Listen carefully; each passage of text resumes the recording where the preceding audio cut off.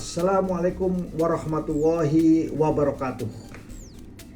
Kawan-kawan semua, para praktisi maritim di Indonesia, marilah kita bersama-sama memanjatkan puja dan puji syukur kehadirat Allah Subhanahu wa Ta'ala, atau bersyukur kepada Tuhan yang Maha Kuasa sehingga kita masih tetap diberikan kesehatan di dalam masa pandemi COVID kali ini, dan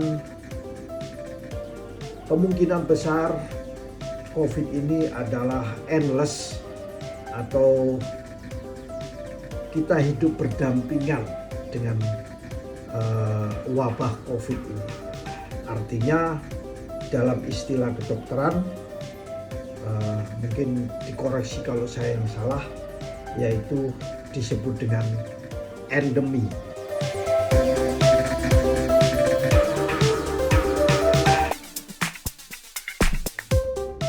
Kawan-kawan semua,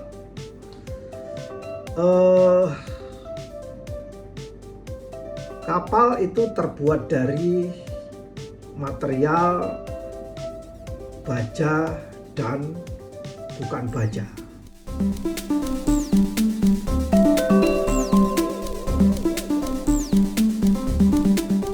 Ada dua jenis material kapal, yaitu baja dan bukan baja. Selama ini kita melihat kapal-kapal yang beroperasi, kapal-kapal merchant, kapal-kapal niaga, itu adalah kapal-kapal yang dikonstruksi dengan menggunakan baja.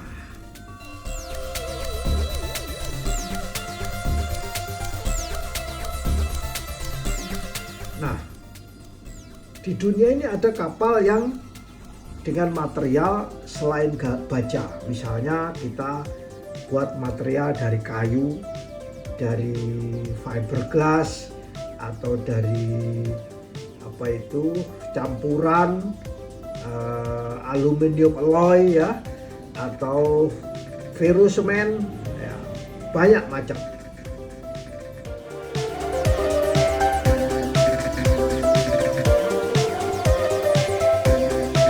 Kali ini saya akan berbagi perihal fiberglass, kapal yang terbuat dari fiberglass. Nah, membuat kapal fiberglass sangat luas, sehingga saya akan lebih detail lagi.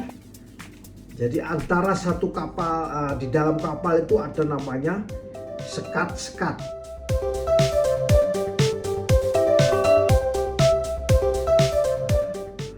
Sekat-sekat kapal itu ternyata diatur oleh aturan SOLAS ya.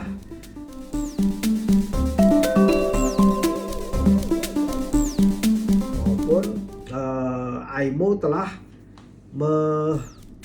mengamanatkan kalau kapal-kapal dibangun dengan fiber, maka harus diperhatikan namanya sekat-sekatnya.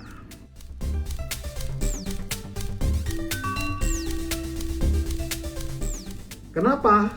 Karena fiber ini adalah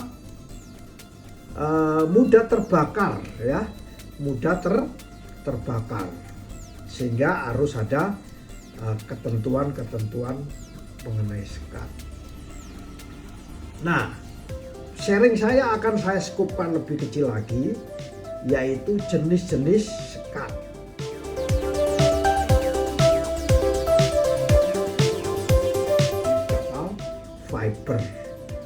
Fiber itu adalah kolaborasi ya antara polimer resin dengan seratnya dengan pengisinya ya. Itu satu kesatuan kita sebut dengan reinforced plastik.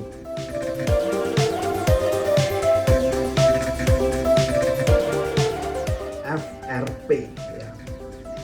Nah, kali ini saya akan berbagi mengenai 3 sekat itu. Jadi di dalam kapal fiber itu pasti jenisnya ada 3 materialnya. Ya, materialnya itu pasti ada 3. Yang pertama kita kenal dengan sekat divisi A.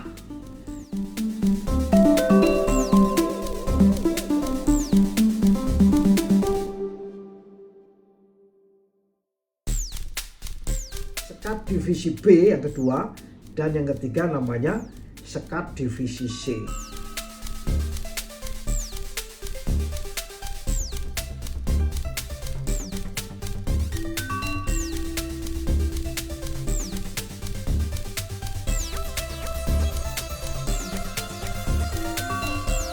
Lalu itu apa yang dimaksud sekat divisi A itu?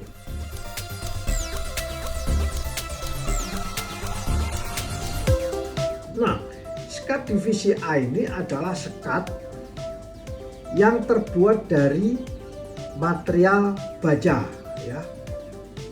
Meskipun fiberglass, maupun fiberglass, sekat kapal-kapal fiber, kita lihat itu di Pantai Indah Kapuk atau di mana-mana itu ada namanya kapal fiber. Sekatnya itu terbuat dari baja. Itu disebut sekat divisi A.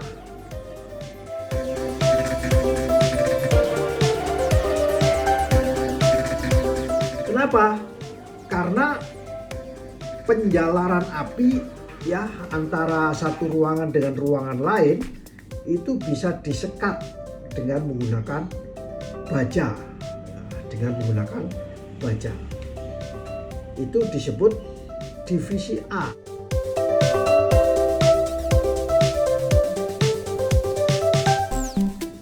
Apalagi divisi A ini,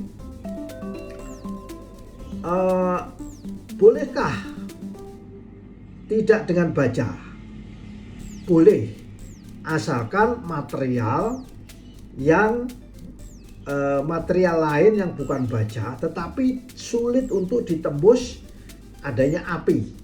Itu disebut juga divisi A.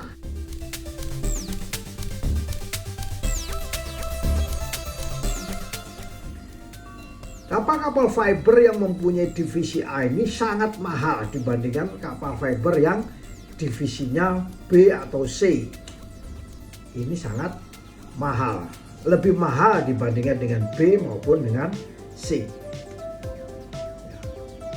Catatan kami yang lain adalah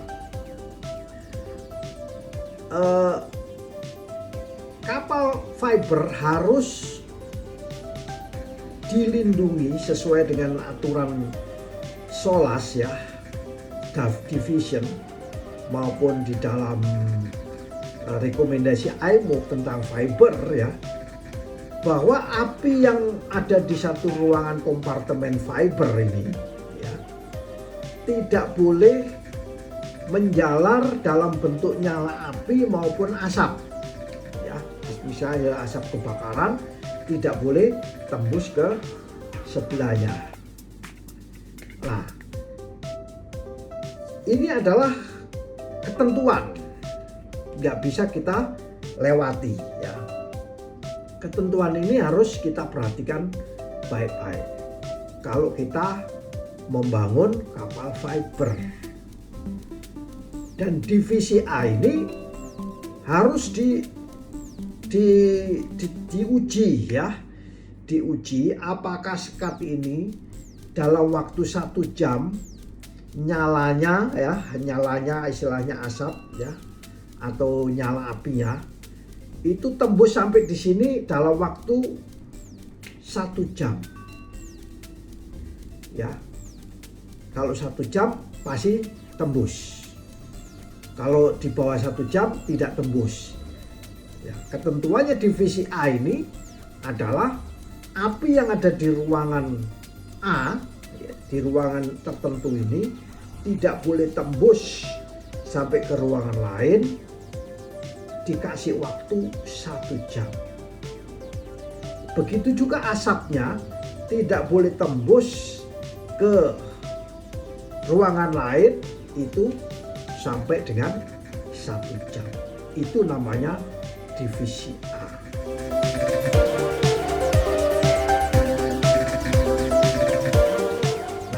Nah, kapal-kapal fiber yang mempunyai divisi A tadi ini hitungannya lebih mahal dibandingkan dengan kapal yang divisi B maupun divisi C. Oleh karena itu, bagi para penilai harga kapal, kita harus tahu, kita masuk ke dalam kapal fiber dan kita cek sekatnya. Nah, sekatnya ini kita cek apakah sekatnya itu dari fiber yang bisa ditembus oleh api atau nyala api atau oleh asap. Tidak. Nah, kalau ini tidak tembus, maka berikan grade-nya adalah grade A dia.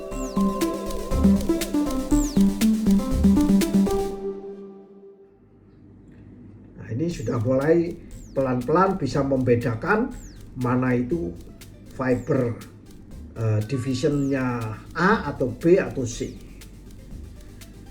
Yang kedua dikatakan ada namanya divisi B.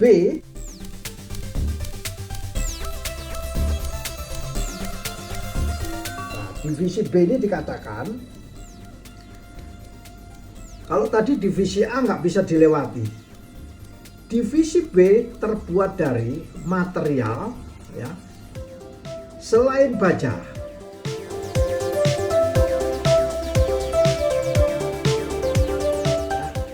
Selain baja, selain material yang setara dengan baja, yang mudah terbakar.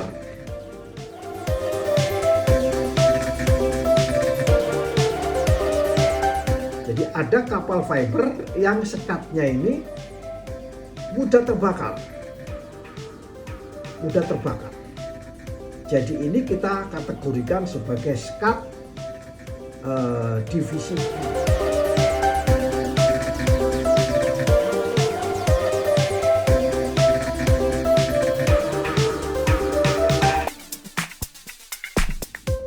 Makanya kelas kapal fiber yang divisi B ini harganya lebih murah dibandingkan dengan divisi A. Ini sudah mulai pelan-pelan saya buka bocor halus terkait dengan harga kapal dihubungkan dengan sekat kapal. Nah, tapi tidak hanya sekedar sekat saja, ya. Sekat yang mudah terbakar, katakan fiber. Tapi sekatnya tersebut dibuat treatment sehingga dia sudah mendapatkan persetujuan dari pihak otoritas.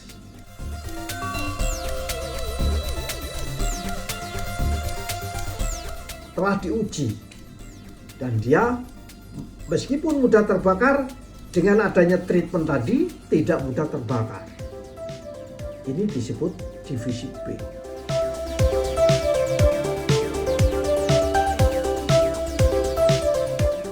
Siapa lembaganya? Bisa pemerintah, bisa recognized organization, RO atau badan klasifikasi yang menentukan. Jadi badan klasifikasi harus memiliki standar, harus memiliki rule. Standarnya ada dari ISO ya, standarnya ada ISO. Harus memiliki rule untuk bisa menguji apakah sekat ini menjadi sekat B atau tidak. Nah, ini perlu saya tularkan, semoga ilmu ini bisa bermanfaat bagi kita semua. Apa yang tidak bisa? Yang tidak boleh itu ya api. Api yang ada di ruangan ini tidak boleh menembus sampai ke ruangan ini dalam waktu 30 menit.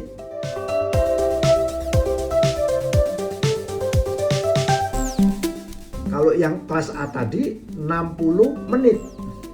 Kalau yang kelas B ini adalah 30 menit.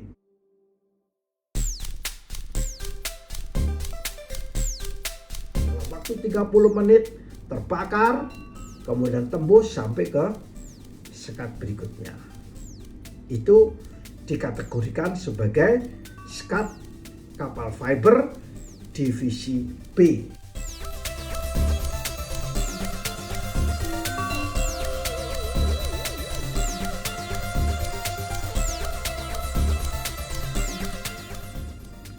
Nah, lalu apa yang divisi C? Ini saya punya catatan di sini bahwa skat yang divisi C ini bukan dari baja, bukan dari material yang setara dengan baja, atau bukan material yang mudah terbakar dan dilakukan treatment dan disetujui oleh government atau oleh otoritas, oleh badan klasifikasi atau oleh recognized organization. Tapi skat ini adalah skat yang mudah terbakar dan tidak ada ketentuan lain.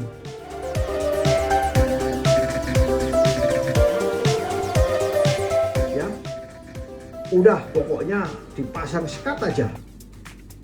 Jadi pemerintah belum mengatur ini bahan apa, ya, mudah terbakar tapi belum diatur. Maka skat ini dikategorikan sebagai skat atau divisi C.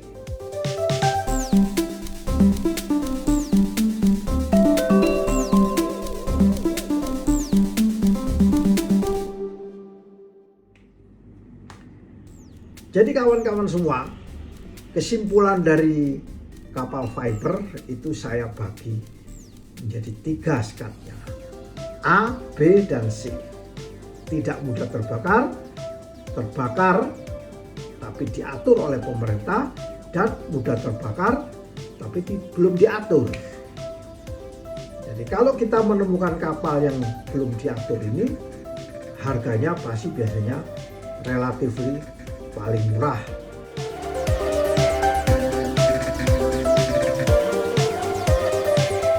Lebih murah dibandingin yang B. Yang B lebih murah daripada A. A paling mahal. Jadi kira-kira itu sharing singkat saya dari 3 ini. Mudah-mudahan kita sebagai pengusaha di bidang produksi kapal-kapal fiber bisa mengambil manfaat.